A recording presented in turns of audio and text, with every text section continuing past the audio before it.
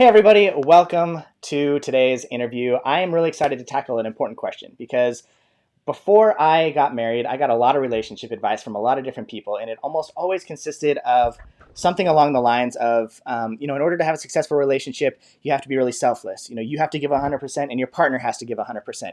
You have to be willing to make sacrifices. You have to be willing to give. And I think that is really important, but there's another part of the equation that we don't talk about very often that can kind of cancel out all the giving. And so today we're going to talk a little bit about receiving, and I brought on one of my favorite guests. Her name is Laura Doyle. She's the author of the book, New York Times bestseller, The Surrendered Wife, and several other books. She's a coach for women. She's helped thousands of women get the intimacy and the connection that they want out of their relationships. And I'm really excited to bring her to you today after this intro.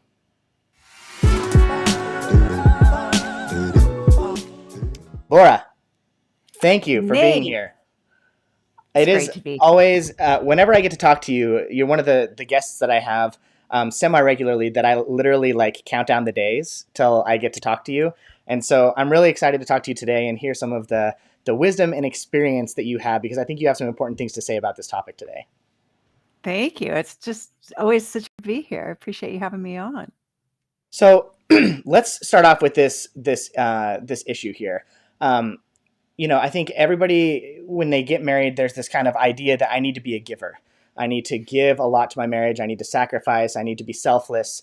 And in my experience, people tend to be fairly good at giving, but there's the other part of this equation of receiving that I don't think we're too good at. So can you kind of present to us a little bit how you see that problem and maybe why you think not being a good receiver is an issue?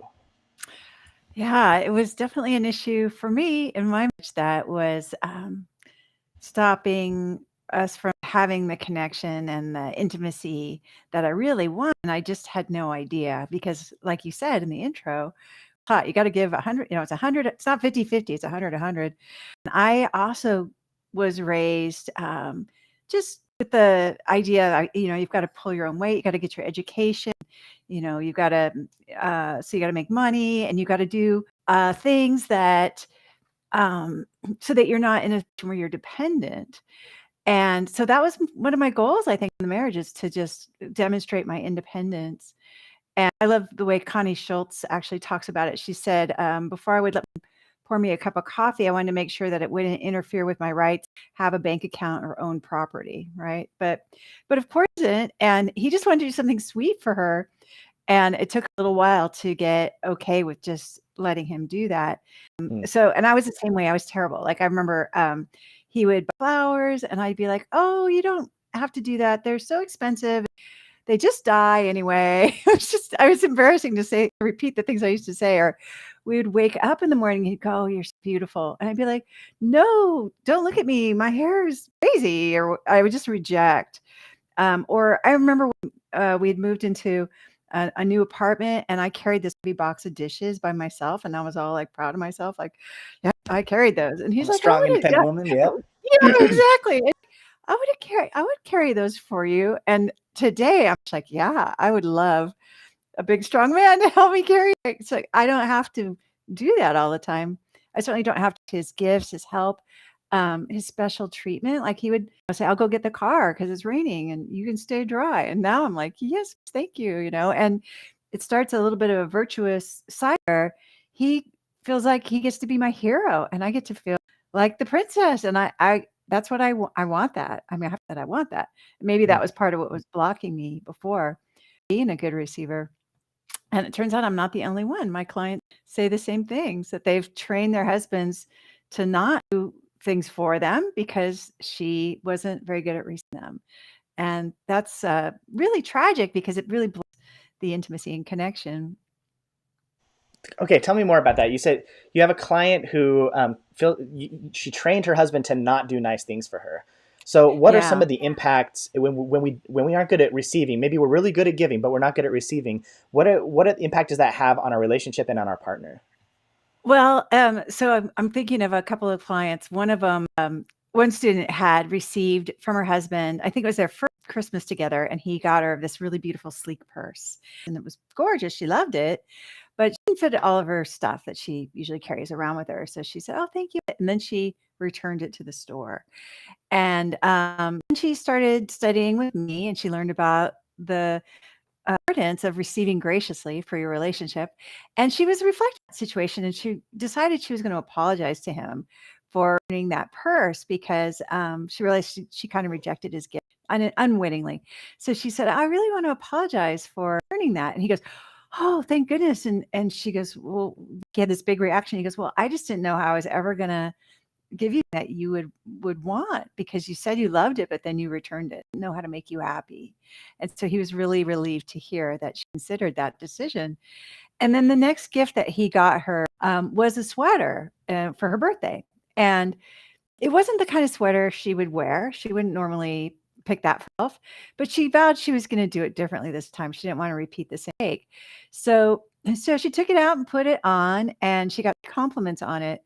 And it ended up becoming her favorite sweater. Oh, So that's she awesome. accepted her husband's influence in that situation, right? Something about her that she didn't even see for herself, but it really to receive that. If you want the perfect gift, you go to Amazon and buy it for yourself. But getting from someone else, there's something to receive besides just the physical item itself. It could be the thoughtfulness, the intention behind it. It could be just broadening your horizons. Like that's part of a relationship is all about is having the influence of someone else in your life. Yeah, I'm starting to realize that giving is part of an equation, and the other half of the equation is receiving. And if you can't be a good receiver, you automatically prevent yourself from experiencing the goodness that comes from giving. Like if you have two really good givers and they're not good receivers, who are they giving to? Like how do you I don't get know. any of the goodness from the giving? I agree, and I think this is especially for me, it's especially important as a wife, as a woman, because I think, the way someone once explained it to me was a comparative religious studies student, and he said, "Well, every act actually has yin and yang, and the yang is the part of the object structure, like, so I love the example of a coffee cup, right? It's got, ceramic, it's got a handle, like, that's the structure, that's the yang, but the yin is the part that can receive the coffee. And without the ability to hold coffee, the yang would have no purpose. Like imagine a coffee cup where you couldn't put coffee in. It's not very useful or purposeful. And so I often think of that. Like I want to be the yin in my relationship and be providing purpose for my husband.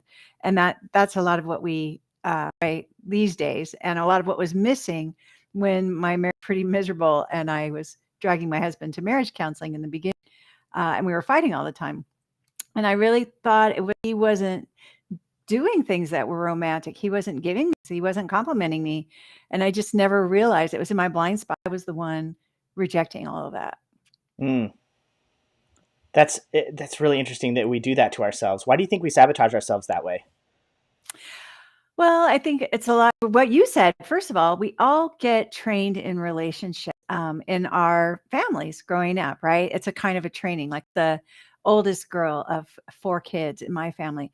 So a lot of training of like, okay, you go sit over there. Okay, we're going to play store. You do this, right? Or you go count to 20. I hide or whatever. I had that executive function part really nailed down. It was my early training.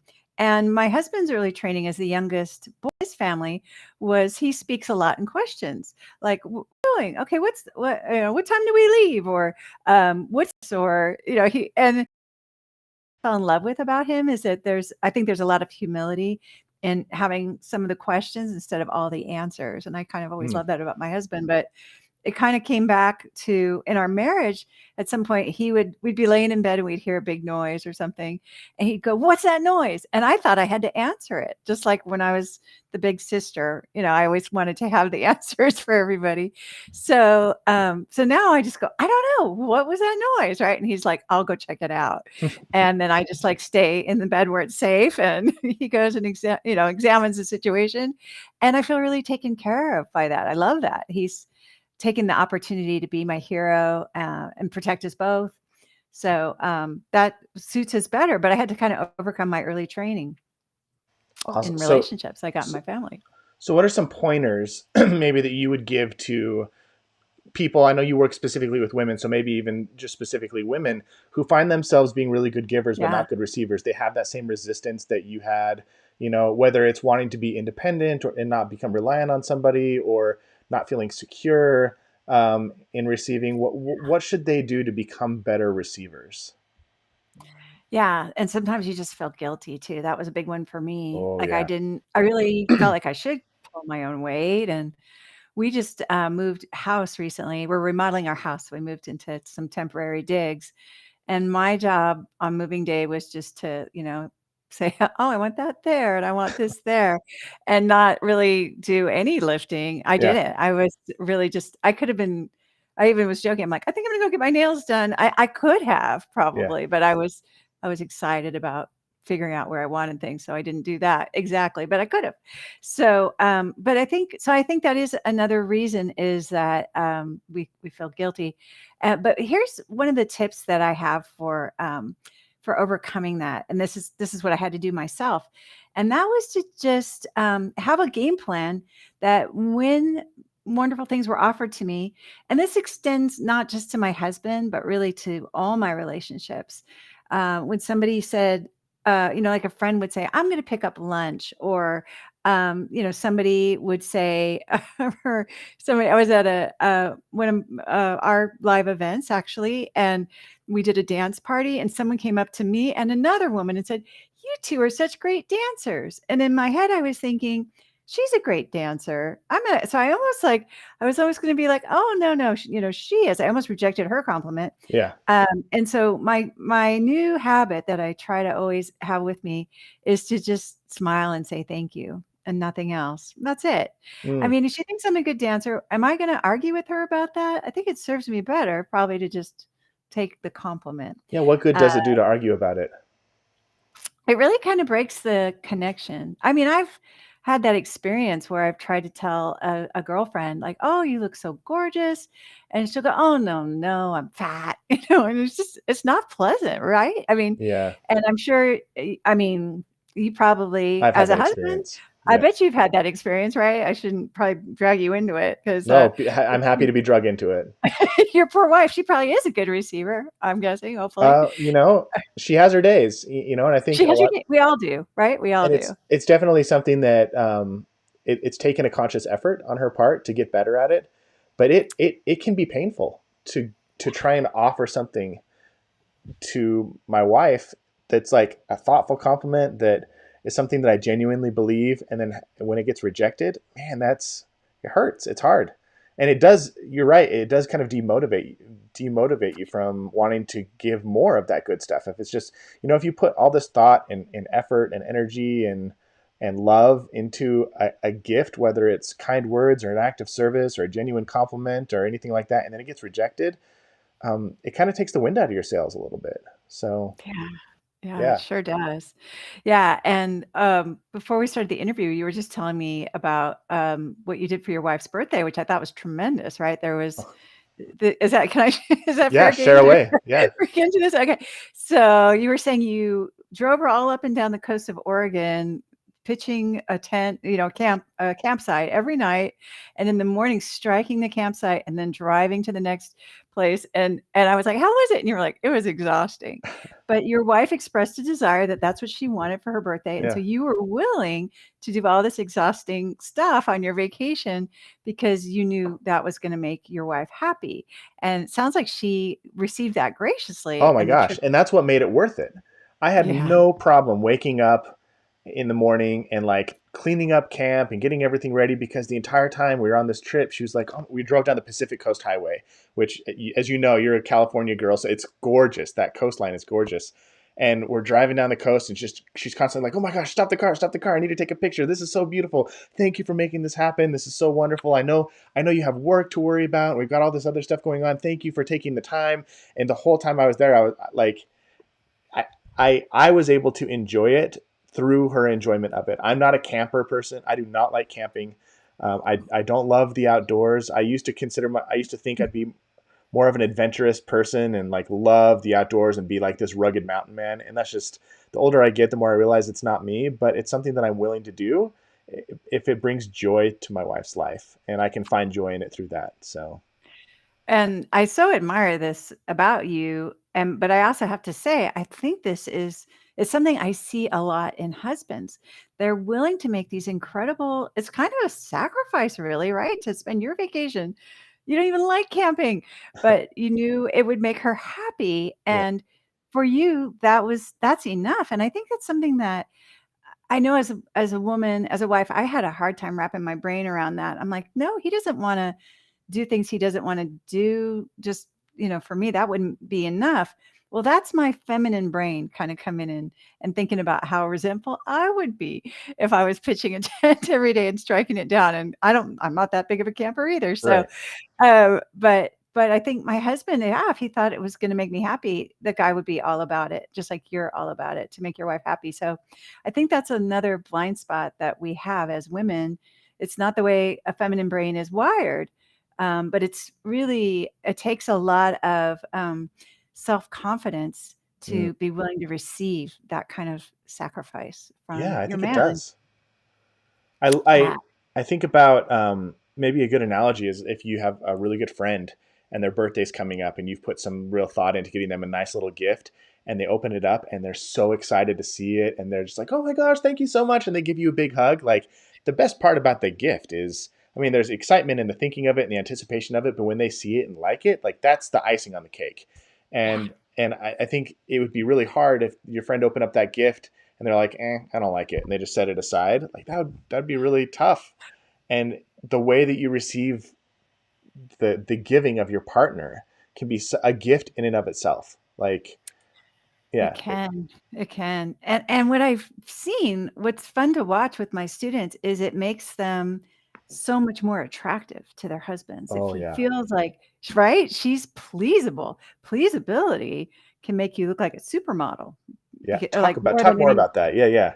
yeah. So I remember, another student had, been married for 30 years, and before she was married, her husband, for Valentine's Day, got her, like a little basket with washcloths and little heart-shaped soaps. And she was totally unimpressed. She was like, she reacted kind of like what you just described, right? Like, Oh, uh, okay. Yeah. yeah, I don't care about that. And so for 30 years of marriage, he had never gotten her another gift. Oh, Never. I know. So kind of heartbreaking. So when I introduced this skill to her, she said, "Well, I don't think my husband's ever gonna start getting me things again because it's been 30 years." And she was able to trace it back to this one incident. But fortunately, she was able to completely reverse it. The very first holiday that they had together was Christmas. And he had gotten the message that she was now pleasable and receptive because she'd gone on a smile campaign. So every time she saw her husband, she would smile. She was just happy to see him. And then he was smiling back. And then he started cracking jokes. uh And so huh. she started laughing at his jokes. And now they're laughing together, right? So she was receiving his jokes even. And so for the Christmas holiday, he got her a beautiful, expensive designer sweater.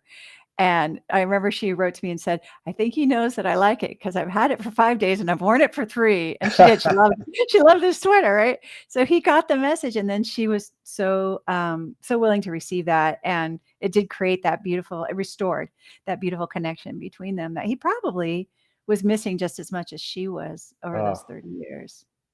man, what a difference that one little thing can make. Just being pleasable. What is a and I've heard this complaint a lot from both husbands and wives, but I'll be honest, I think I hear it more from husbands that they feel like their partner's unpleasable. And they, Yeah. in my experience, kind of the response that they have to that is why even try?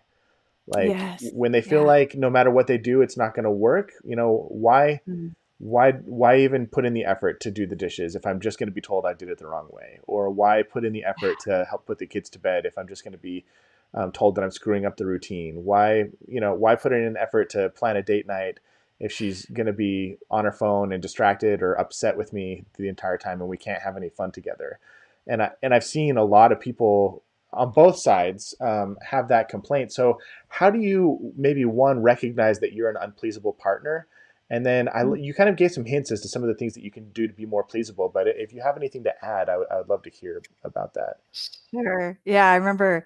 I've heard similar things. I remember one husband was like, they just had a baby, and he goes, I can't even wash the baby bottles because I don't do it right. He goes, I Mm, can't help her at all.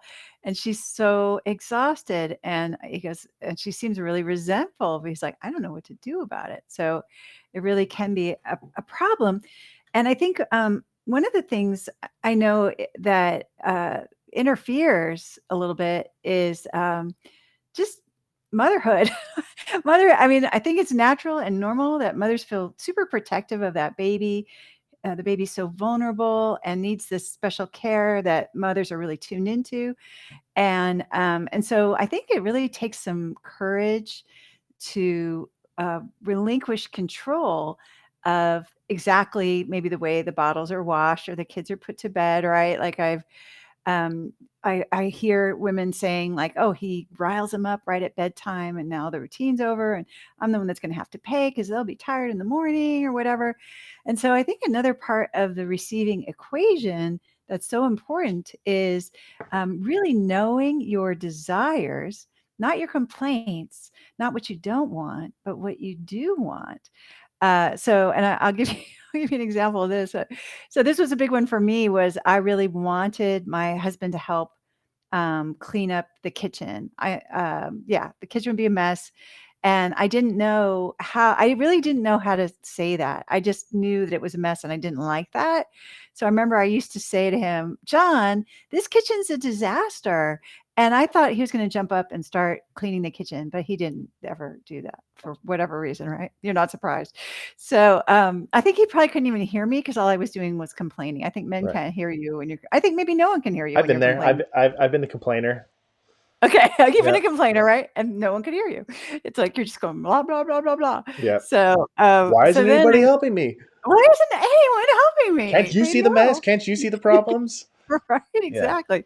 And so I learned to just say what I wanted, and this was so key to receiving what I wanted, because if you can't say what you want, you're never going to get it. So I finally learned to say, I would love a clean kitchen. And, there's magic in that wording that took me a long time to kinda hone in on, because I didn't say, "I would love for you to clean the kitchen," or, "I would love for you to clean the kitchen now," or, "I would love for you to clean the kitchen after I make dinner," or, "How about if I make dinner and you clean the kitchen," right? There's all kinds of, like, logic and negotiations you could be having in there. But no, I just stuck to what I consider a very feminine approach, which is honoring my desire, and desire is the seat of feminine power, because when Mm, I want something, that becomes a North Star for my husband. He's like, "Oh, okay, camping for your birthday all up and down the coast of Oregon? That's where we're going. Now I know what to do," right? That becomes so anyway, so I said, "I would love a clean kitchen." My husband jumped up and started doing the dishes. He's like, "Okay, I'll do them." And he did it with a smile, like he wasn't resentful, or there was no tension about it, and it was such a eureka moment for me. I was like, "Oh my gosh, that's all I had to say?" Well, that was over 20 years ago. He's been doing the dishes ever since. mm. I never do dishes around here. He does them all because he knows it makes me happy. So another piece of being a good receiver is to just continue on with those desires. So sometimes I'll say that I want something, and my husband's like, "Oh, okay, we'll do this." And I'm thinking, "Oh, wait, no, but I still wanted to, go to that Zumba class with my sister, Right. after that or whatever." So he still just needs more information. And it's incumbent on me to know what I want and be willing to honor what I want and express it. I call it cleanly and clearly, which means no manipulation, no expectations, but just this is something I would love. And a lot of times you bring the love in that sentence, right? I would love this. Love attracts love. So that's Mm. even more inspiring for him. Okay, there's two things I want to hit on, and I want to ask you about. One is after 20 years of your husband doing the dishes because it's what you would love for him to do. What is your response 20 years later? How do you react to him doing the dishes maybe like last night? Well, even like just an hour ago, even I went out there. I'm like, look how clean this sink is. Oh my gosh, I am so happy. This kitchen is so clean. Okay, I'm And sensing, I'm going to guess there's eye rolls going on. The people are oh, watching and going, from the listener. seriously, come on, Laura. Like, you expect me after 20 years, every time my husband does the dishes or my wife helps me out with X, Y, or Z, that I'm supposed to like be all excited and toot a little horn and have a little celebration for them. Like that's their Yeah. job. It's their Yeah. job to Yeah. help pull the weight around It's the his house. job. It's their It's job his to job. kind of contribute. Why should Yeah. I do that? Doesn't it seem It's a fake? it's a really good point, Nate. I have to say we've been living this way for so long that I mean, and I wouldn't trade it for anything that there's no eye rolling going on around here, but I get that somebody where this is new.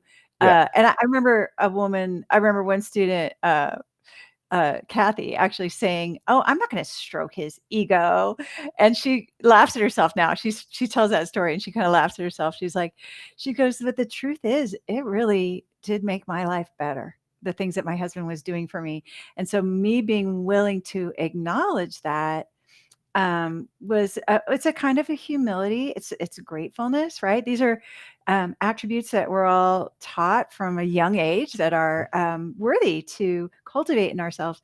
But moreover, what I focus on increases, right? So if I'm focused on all the ways my husband, I mean, like his first words to me in the morning are, um, he says, "Good morning," and we wake up to this song "Lovely Day" by Bill Withers, and we wave our phones like we're at a concert. Great But then song. he goes, "I gotta get up so I can make your tea now. I'm gonna go make your tea." And I'm like, "Oh, thank you so much."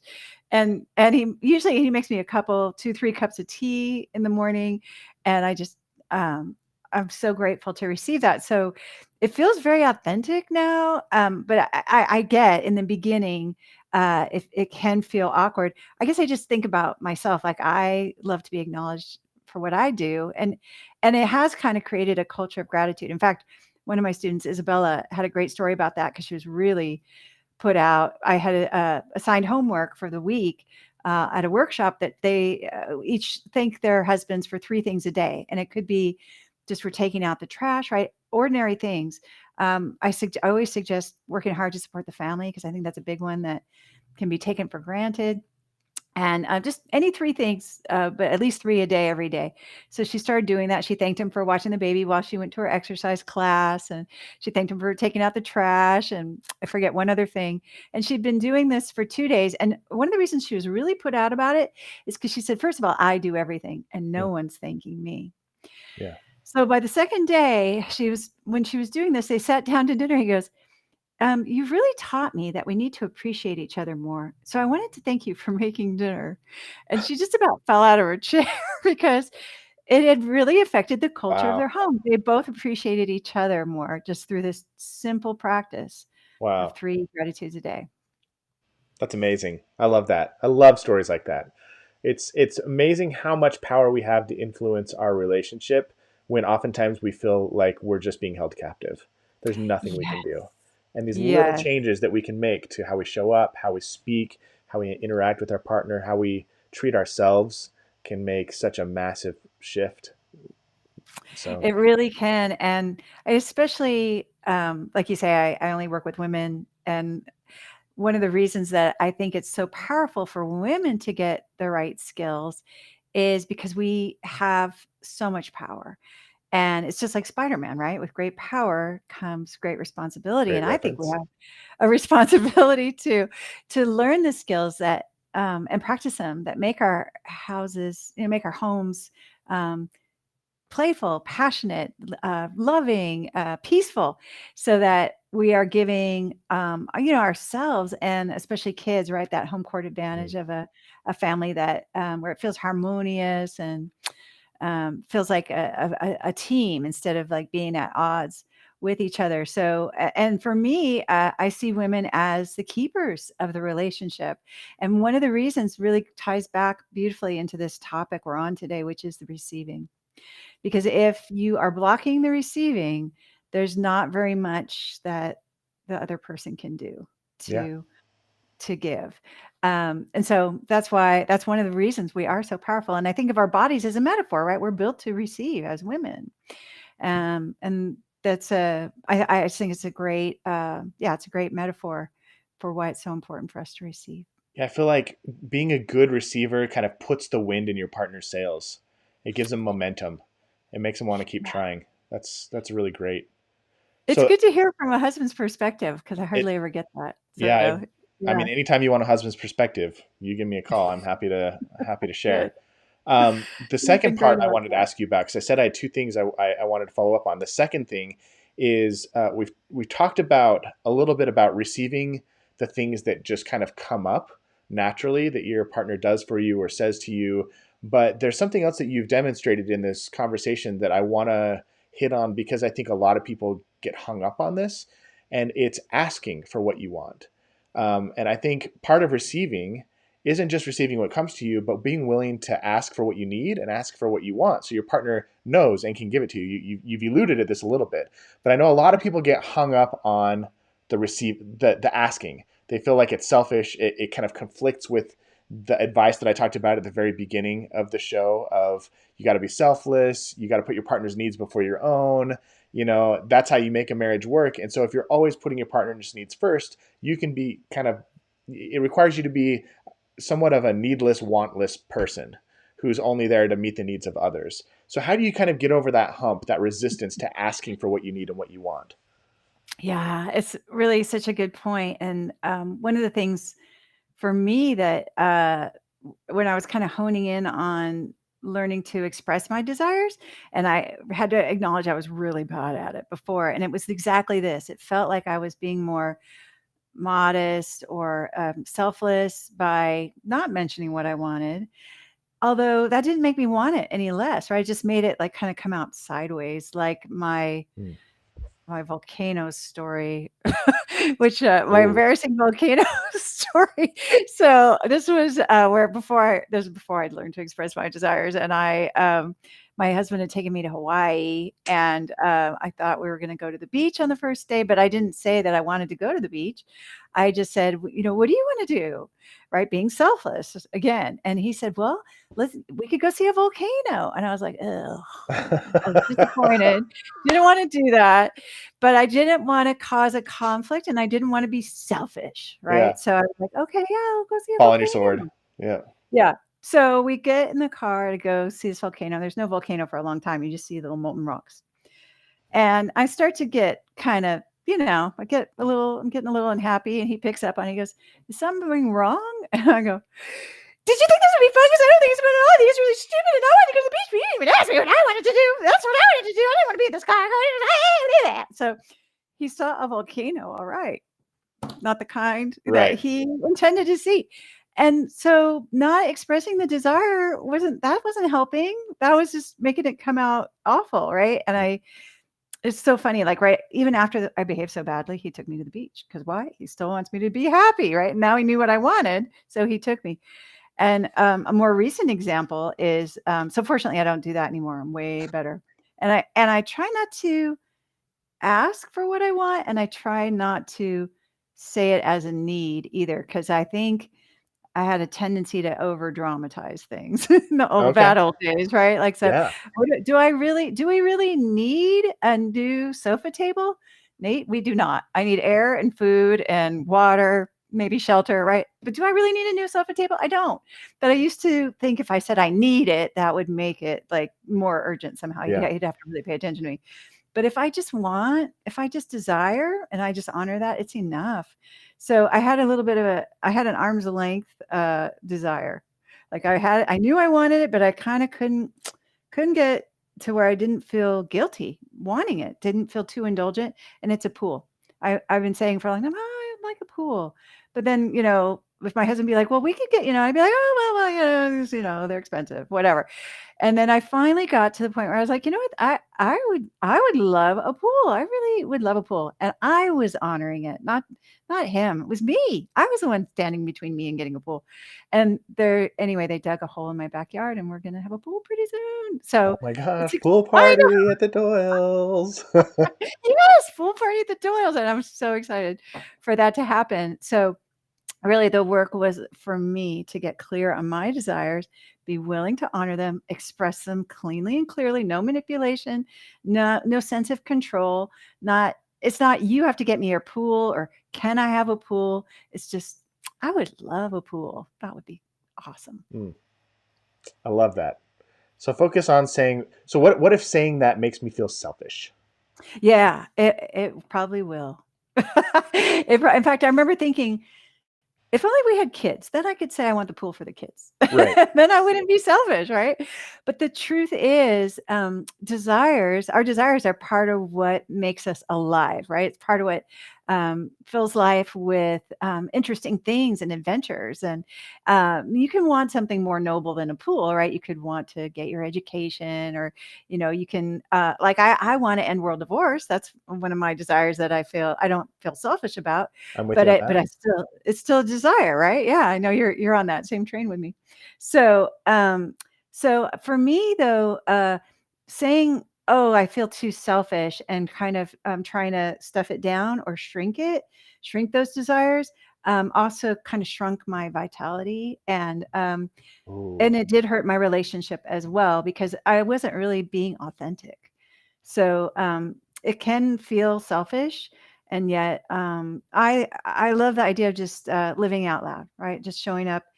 My marriage is a come as you are party, Yeah. and that's the way I want it to be. I don't really want to pretend to be, anything less than I am, even if I have a voracious appetite for, um, things that feel indulgent or make me feel guilty or selfish. So I hope that the people watching for the last 40 some or 30 some odd minutes can see just in who you are and how you've shown up that you have a lot of vitality. Like you're a vibrant person. Like you bring like a sense of joy to the table that I don't think a lot of people have. And I think a huge piece of that is that you have learned to be okay having desires and expressing those desires, and knowing that when you do, a lot of the time they're going to get met, and when they get met, it seems like you're a pretty happy person. Then I do my happy dance. I really do. And there's so much magic in it too. Thank you for that beautiful compliment, Yeah, yeah, Nate. you're 'Cause, welcome. you just reminded me of another story where it also felt, uh, yeah, I just felt uncomfortable. I was uncomfortable, which is that I wanted to have my own TV show. Um, and and so I'll quickly say to end world divorce, right? That's why I wanted Right. it. But really, the bottom line is I wanted my own TV show. And so I thought, okay, I really want this. So I admitted it to myself, and I thought, I'm going to share this with my coaches because it feels so uncomfortable. I want to just own it with them. So I told all of them. I was with them one morning, and then in the evening, we had a live event. Well, at the live event where I was speaking, someone was in the audience. She was an Emmy award-winning TV producer, and she approached me after the event. I had just said it that morning and said, "Have you ever thought about having your own TV show? Is that something you'd be interested in?" And like 4 months later, I was in a studio taping my Amazon Prime series, The Empowered Wives. So just I feel like the universe just rearranged itself Yeah, according to my desires, and so it feels like there's a lot of magic. that is magical. And then I want to contrast that with somebody who maybe has told themselves or been told by other people that it's not okay to express your desires, it's not okay to have desires, that that's selfish. And if maybe you're in that position and you're watching right now, it's very possible that you don't feel like yourself anymore. Like what are some of the signs that a person could look for that could signal to them maybe they are not in tune with their desires, they're not comfortable with their own desires. Like how does somebody who's turned off desire in their life show up in the world? You know what, Nate? That's such a brilliant point you're making because you really just connected dots that I think that are was it was really hard for me to connect those dots in the beginning. And that was that I was so out of touch with what I desired and so stingy about giving it to myself, that I was resentful and moody and like worse than moody, just in a bad mood most of the time. And my poor husband uh, had to live with that, and that was a big part of why our marriage was such a struggle. Because that resentment had just built Hmm. up, and I see it with a lot of my students when they first arrive on the campus.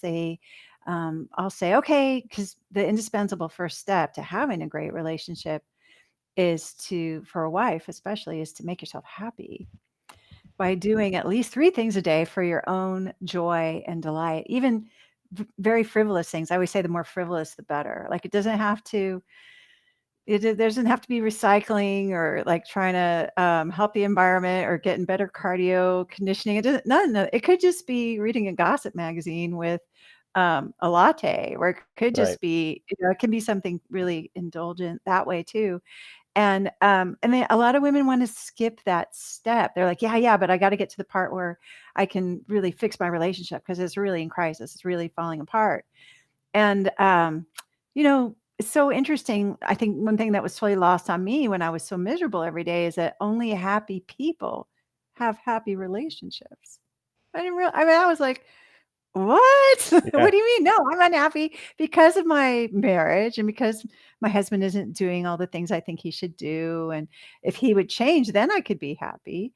And of course, that's not how it works at all. So really making myself happy. So it's a very big compliment when you say I seem vibrant and that I'm bringing joy, because that is something that I only learned because I was too embarrassed to get divorced, Mm. and so I decided I had to make my marriage um, happy again by getting happy myself first, and that has really worked. I think my husband finds me much more attractive when I'm like this instead of when I was like, like grumpy all the I think time. you're right. That's probably Yeah, true. right? Aren't Yeah. you more attracted to your wife when she's smiling and dancing in the kitchen than when 100%. she's Yeah. 100%, right? So another way to be a supermodel without, it's the best beauty cream that never came in a jar. Right.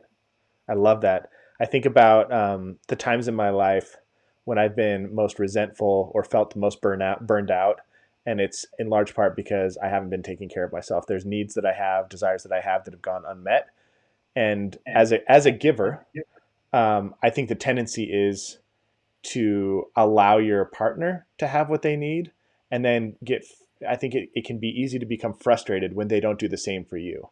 So I heard this, my other friend named Laura Heck, she's a Yeah. therapist. She talked about I think you were actually on her podcast recently. I love Laura. Yeah. Yeah, yeah, she's awesome. So she talked to me about the 3 by 3 by 3 rule, where every weekend you try to spend 3 hours together as a couple, and then you give your partner 3 hours to go do whatever they want to do on their own, and you get 3 hours to go do whatever you want to do on your own to go recharge your batteries. And I think about I started teaching that, and I noticed a lot of women, especially, would reach out to me, and they'd be like, "My husband already does this. Like he goes and plays golf for 3 hours every weekend, or he goes and works on cars with his buddy every weekend, or goes and watches his favorite sports team every weekend, and he takes that time to himself." And I've been so resentful, and that he's never given me the same thing, but I never just thought that I could just take it, that I could just tell my husband, "Hey, I'm going to take 3 hours to myself and go get a massage, or I'm going to go to lunch with my girlfriends this weekend."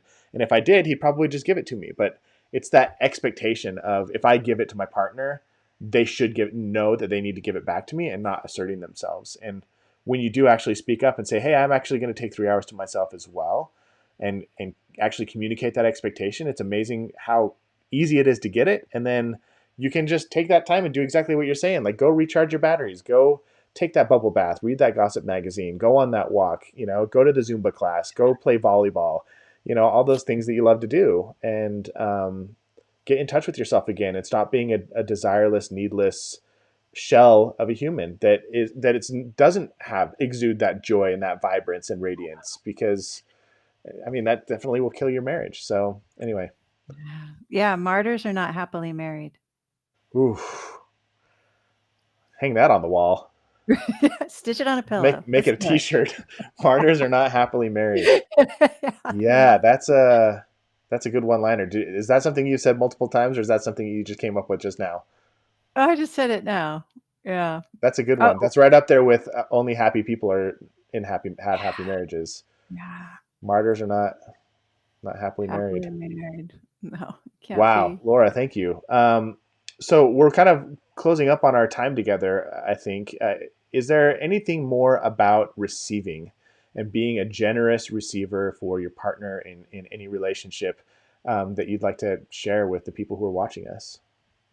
Well, I think it would just be to offer this exercise, right? An experiment that you can do over the next 7 days just to see what it's like. And I'll just share that in our Cherish for Life weekends, one of the games that we play is when everyone first arrives, I give them 5 little plastic bracelets, And then I invite them to be gracious receivers for the whole next couple of days that we're all together. And every time they're not a good receiver and somebody calls them out on it, they lose a bracelet. And every time they do receive a compliment graciously or any gesture, anything that they receive, so it could be help, apologies, special treatment, compliments. Anytime they do receive, they get an extra bracelet. And at the end of the 2 days, we give a prize to the best receiver who's got, like big A armful of bracelets, sleeve, right? a sleeve of Right. bracelets. But it's also so fun to just buzz people. Like we'll say, "Oh, cute shoes," and somebody will say, "Oh, I got them on sale," and we say, "Bracelet, please." Give it here because Right. that, Oh, you have that to was a trade your sale. bracelet. You can lose your bracelets. You can Got lose it. So them. if somebody gives you a compliment and you don't receive it well, you have to give them your bracelet. You have to get them your bracelet. I love that. So they get. So it's just a way. It's just a training. It's just to Yeah, bring yeah. mindfulness It's a to the physical skill. representation of something that we internally do. That's right.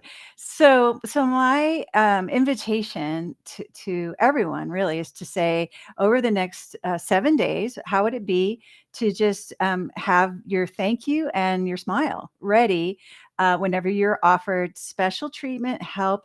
I remember a big one for me was like when someone would say, "Oh, hey, that was a great party. You want me to help you clean up, afterwards?" And I go, "Oh, no, no, I've I got got it." it. Right. And then I'd be all like, "Oh my God, all these dishes." So now I'm all like, "Yeah, well, thank you. That'd be great." And I Oh, have been known to just sit down or chat with my other guests or whatever while someone else does all my dishes after a party. So that's a challenge this week is how things will get as good as you can stand. How much can you stand to receive graciously this week? mm, I love that. I will tell you right now, if this last week I had 5 bracelets on my arm, I would have 0 today. Because we've been moving, and I've had several people reach out and say, "Hey, if you need help, let us know." And I've been the martyr. I've been like, "Oh, I got it, I got it." The guy up till 10 o'clock at night, loading the boxes in the truck, like walking back and forth, trips to unload everything, and I'm exhausted. And I should have called the people who offered and said, "Hey, can I take you up on that offer? I think we could really use 20 minutes of help tonight, and that would be like make a huge difference for us." And I Um, bet you have helped your friends move before. Oh, constantly at the drop of Right, a hat. right, all the time.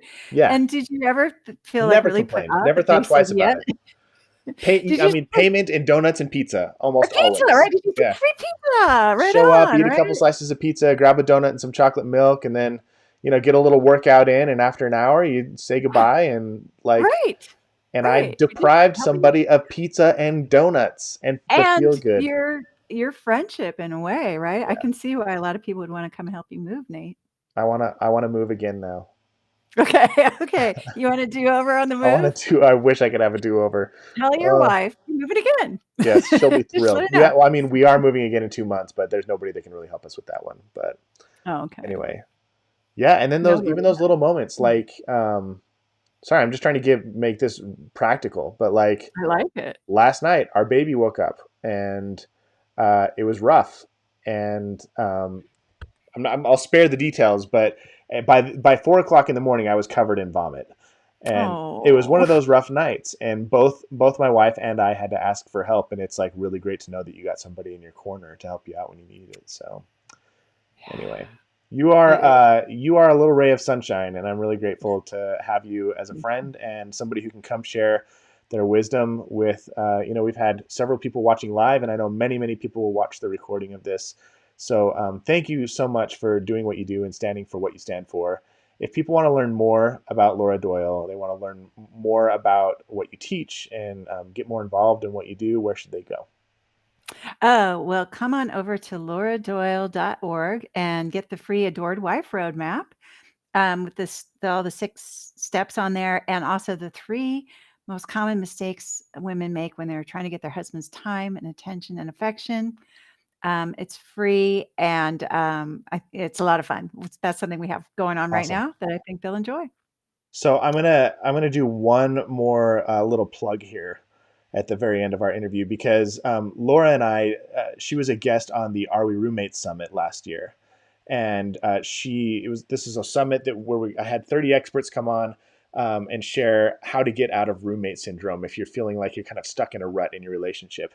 And she shared some amazing insights, and I will link to my favorite one right here at the end of this show. So if you want to see more from Laura, you can go to one of the places that she mentioned, or you can just click on the video right to the side. I'm going to say goodbye to you all, and I'm excited to chat with you all again soon. And I'm once again grateful for Laura for being here today.